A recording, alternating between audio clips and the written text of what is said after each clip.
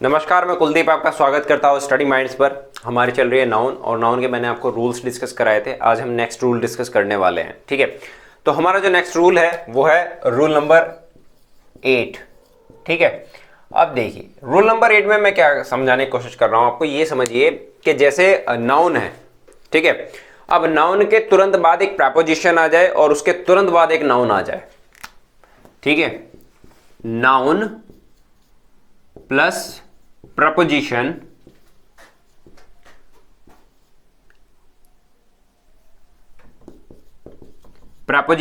ठीक है, plus noun. ठीक है, तो noun plus preposition plus noun, तो याद रखिएगा ये हमेशा जो भी नाउन यूज करेंगे इसमें हम, वो आपकी सिंगुलर होगी। जैसे मैं कहने लगूं कि page after page, page after page, ठीक है, या मैं कहने लगूं टाउन आफ्टर टाउन, ठीक है, या मैं कहने लगूं रो अपॉन रो। जैसे सपोज करो आप एक्सेल में काम कर रहे हैं, रो अपॉन रो। ठीक है, तो इस तरह से हम, तो ये देखिए ये भी सिंगुलर है, तो हम इसको जो यूज करेंगे वो सिंगुलर नाउन में यूज करेंगे। इसको भी हम सिंगुलर नाउन में यूज करेंगे। यहां पर देखिए टाउन आफ्टर टाउन, ठीक है, रो अपॉन रो, तो ठीक है, तो रो अपॉन रो। अब देखिए एग्जाम्पल के तौर पे देखिए, ओह सॉरी, तो अब देखिए एग्जाम्पल में समझाने की कोशिश करता हूं। जैसे सपोज करो मैं कहने लगूं कि भाई मैं ट्रैवल कर रहा हूं, ठीक है, और ट्रैवल करते हुए मैंने देखा कि भाई टाउन के बाद टाउन आ रहे हैं, सिटी के बाद सिटी आ रहे हैं। तो अब मैं कहने लगा कि while I was traveling town after town are coming. ठीक है, town after town is coming कहूंगा। ठीक है, तो इसको हम सिंगुलर की तरह यूज करते हैं। जैसे मैं कहने लगा भाई सीता, देखिए जैसे सीता पेज के बाद पेज पढ़ती जा रही है, पेज के बाद पेज पढ़ती जा रही है। Sita is reading, Sita is reading page after page of that book. ठीक है, तो इस तरह से हम इसको यूज करते हैं। अक्सर ये आपके क्वेश्चन में भी आ जाता है कि भाई ये इसमें क्या करेगा कि आपको एरर में क्या दे देगा, यहां पर पेजेस आफ्टर पेजेस दे देगा, पेजेस आफ्टर पेजेस दे देगा, और कहेगा कि भाई इसमें एरर ढूंढ के बताओ। तो एरर यही होगी आपकी, इसको आप मार्क कर लेना। जो भी आपके सेंटेंस के अंदर पार्ट होगा उसको मार्क कर देंगे कि भाई इसके अंदर एरर है। इसको ऐसे यूज नहीं करेंगे, हम पेज आफ्टर पेज यूज करते हैं। ठीक है, तो जब भी आपके noun plus preposition plus noun आएगा, तो जो आपकी नाउन होगी दोनों जगह सिंगुलर नाउन यूज होगी। ठीक है, इस रूल को आप अच्छे से ध्यान रखना, अक्सर आता भी है जो आपके एरर, स्पॉटिंग एरर के क्वेश्चंस आते हैं। अगला जो रूल है, अगले रूल में मैं आपको बताऊं, आपने कभी केले खरीदे हैं? केले हम डजन में लेते हैं। बहुत सी जगह संतरे डजन में मिलते हैं, बहुत सी जगह संतरे आपको केजी में मिलते हैं। ठीक है, तो डजन हो गया आपका, ठीक है, और आपका, आपने जो मैंने आपको बताया था कि भाई जैसे रुपीस को लिखते हैं हम, ठीक है, हम और भी बहुत सारी चीज़ों को लिखते हैं। तो रूल नंबर 9 में है कि सपोज आपके सामने मैथ्स में पढ़ा होगा स्कोर, ठीक है, डजन, 100, 1000। ठीक है, जब भी हम इन्हें किसी चीज की क्वांटिटी बताने के लिए यूज करते हैं, ठीक है, तो हम इनमें कभी भी एस यूज नहीं करते या इनको प्लूरल नहीं बनाते हैं। मतलब किसी भी नाउन को इनके साथ में अगर यूज करते हैं तो इनको हम प्लूरल कभी नहीं बनाएंगे। मतलब अगर मैं कहने लगूं कि मैं कहने लगूं 500 रुपीज, तो मैं कहूंगा, इसको ऐसे लिखूंगा 500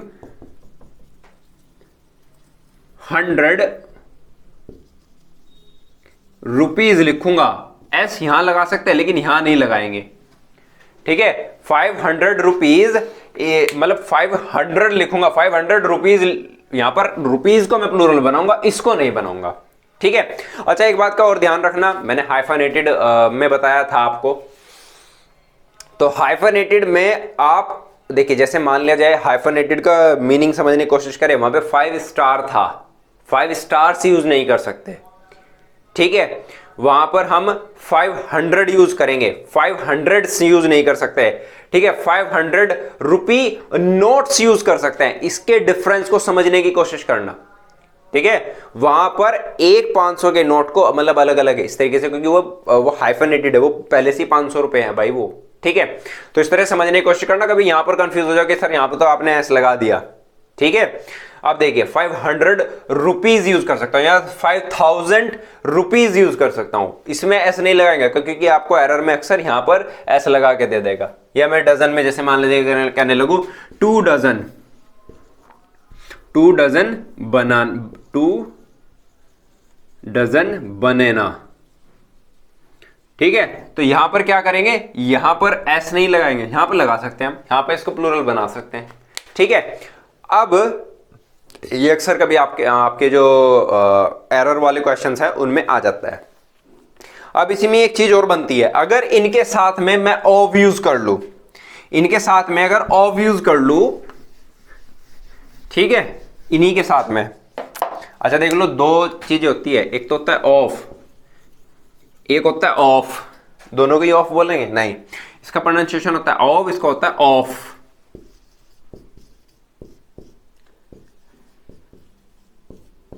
ठीक है। तो इसको इस तरह से प्रोनाउंशिएट करते हैं। अगर मैं इन जो जितने भी ये जो भी मैंने आपको लिखवाए थे, जैसे डजन, स्कोर, 100 या पेयर, ठीक है, 1000, तो अगर मैं इनके साथ में एक प्रपोजिशन ऑफ यूज करता हूं, तो जो उसके बाद नाउन यूज होगी वो प्लूरल यूज होगी। याद रखना, ये बहुत ज्यादा आपके एरर वाले जो स्पॉटिंग एरर के जो क्वेश्चंस होंगे इनमें सबसे ज्यादा मिलेगा, ध्यान रखना इस बात का।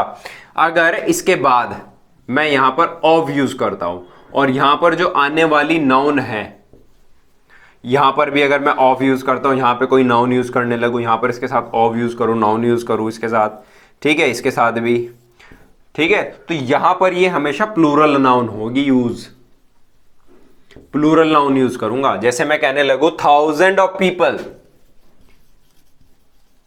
पीपल प्लूरल नाउन है, ठीक है।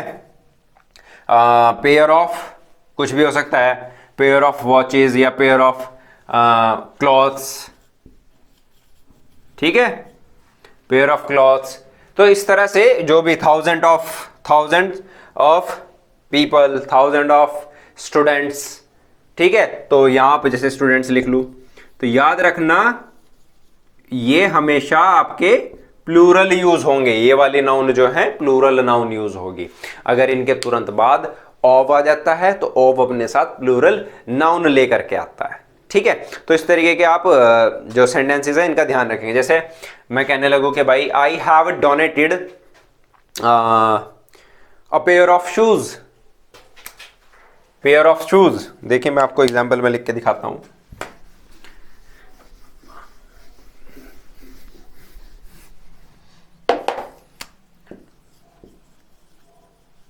I have donated a pair of,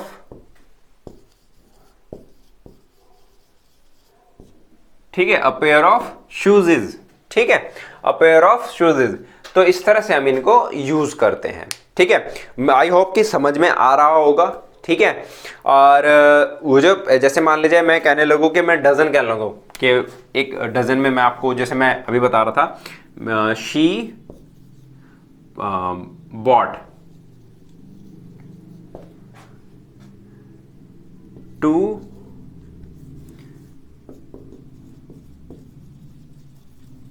dozen pencils. तो यहां पर इसको प्लूरल मत बना देना, ये ठीक है, ठीक है, यहां पर मैं ऐसा लगा सकता हूं, ठीक है। कभी ये कहने लोगे कि 2 तो इसके सामने लगा, इसको प्लूरल बनाओ, नहीं, ठीक है। She bought 2 dozen pencils, I have donated a pair of shoes. ठीक है, पेयर यहां पे यूज किया, इसके साथ एक आर्टिकल आया और यहां पर ऑफ आया, ऑफ के तुरंत बाद आपकी प्लूरल नाउन यूज होती है। ठीक है, इसको याद रखना। एक हम अगर एक और चीज लिख लीजिए, ईच, वन। ठीक है, तो इस तरीके के अगर कोई भी वर्ड आते हैं और उसके साथ में ऑफ आता है तो अपने साथ प्लूरल नाउन लेकर के आते हैं ये भी। ठीक है, इसको भी याद रखना, ये वाला बहुत इंपॉर्टेंट है और ये भी इंपॉर्टेंट है, अक्सर आते हैं ये। इस पर सबसे ज्यादा क्वेश्चंस मिलेंगे आपको। ये इस तरीके के जो क्वेश्चंस है सब्जेक्ट वर्ब अग्रीमेंट से ज्यादा बनते हैं क्वेश्चंस। ठीक है, चलिए अगला रूल देखते हैं। अगले रूल में, अच्छा मैंने आपको बताया था कि भाई नाउन जो है 5 तरह की होती है, उनमें से एक नाउन होती है कॉमन नाउन। ठीक है, कॉमन नाउन, तो कुछ कॉमन नाउन है, ठीक है, या फिर जिनको हम ये कह सकते हैं कि भाई वो मैस्कुलिन जेंडर के लिए भी यूज होता है और फेमिनाइन जेंडर के लिए भी यूज होता है। मतलब कि वहां पर हम जेंडर डिफाइन नहीं कर सकते, उनके लिए ऐसे वर्ड यूज होते हैं। जैसे आपका स्टूडेंट हो गया, स्टूडेंट लड़का भी हो सकती है लड़की भी हो सकती है, मतलब जेंडर डिफाइन नहीं कर सकते। टीचर हो गया, ठीक है, एडवोकेट हो गया, चाइल्ड हो गया, बेबी हो गया, इनका हम जेंडर डिफाइन थोड़ा ही कर सकते हैं। तो जिन नाउन्स का हम जेंडर डिफाइन नहीं कर सकते हैं उनके साथ में अगर प्रोनाउन यूज करना हो तो मैं तो या तो ही यूज करूंगा, ऑब्जेक्टिव केस में यूज करना हो तो हिम यूज करूंगा, और कोई अगर अलग केस बनता है मतलब ऑब्जेक्टिव केस में तो हिज यूज करूंगा। वो अकॉर्डिंग टू सेंटेंस होगा कि हमें यूज क्या करना है। तो ये अपने साथ हमेशा ही, हिम और हिज लेकर के आते हैं। इसमें आपके ऐसे भी हो सकता है कि भाई एवरीबॉडी भी होता है, एवरीबॉडी में हम जेंडर डिफाइन नहीं कर सकते हैं। एवरीवन में भी ऐसे ही होगा, ये भी अपने साथ यही लेकर के आएंगे, ये वाले प्रोनाउन ही लेकर के आते हैं। ठीक है, तो इसको तो स्पेशली याद रखना, ये तो है, इनको भी अच्छे से याद रखना, इन पे अक्सर एरर के क्वेश्चंस पूछे जाते हैं। ठीक है, तो इस तरीके के जो आपके नाउन हैं, इस तरीके के जो नाउन है जिनको हम कॉमन नाउन कहते हैं, जिनमें जेंडर डिफाइन नहीं कर पाते, इन चीजों का ध्यान रखना। ठीक है, अब अच्छा एक चीज मैं आपको बताऊं, अक्सर नाउन से पहले मतलब हम बच्चों को पढ़ाते भी हैं, आपकी जो प्रीवियस क्लासेस रही होगी 6, 7, 8 उसमें बताया भी होगा। 3 तरीके के जेंडर, मतलब 3 तरीके के जेंडर पढ़ाए जाते हैं बच्चों को वैसे, लेकिन 4 तरीके के जेंडर मैं आपको बता रहा हूं। पहला होता है मैस्कुलिन, ठीक है, मैस्कुलाइन, ठीक है, और एक होता है दूसरा फेमिनाइन। मैस्कुलिन बताया होगा आपको, फेमिनाइन बताया होगा, ठीक है, कॉमन जेंडर बताया होगा। तो याद रखिए फेमिनाइन, ठीक है, एक हो गया कॉमन,